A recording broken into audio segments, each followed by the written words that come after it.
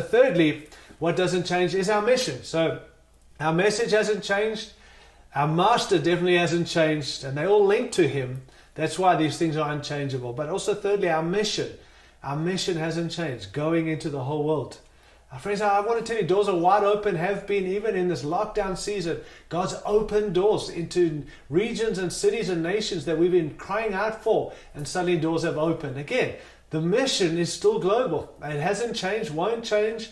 We're finding fresh ways and new ways in getting into those places and regions, and hopefully to establish and plant local churches and so on. But the thing I want to say to you is the mission hasn't changed. God hasn't called us now to focus on our local church or even our own cities right now. It's still mission. This mission will never change regardless of what season we have. And I think we can capitalize on crisis as the future unfolds, that when stuff like this happens in regions, we can go and be the first responders to get into those regions and places to help those people in need, but also to preach the good news of this gospel. Because the Bible says in Matthew 24, this gospel, Jesus says about end times, that in verse 14 of Matthew 24, this gospel will be preached as a testimony to all nations, and then the end will come. So I don't understand it all, I have to tell you that, but I do believe that what brings the end, according to Jesus, is this gospel being preached to all nations as a testimony. So that's what we need to give our attention to, even whether it be local, translocal, in our city, but the nations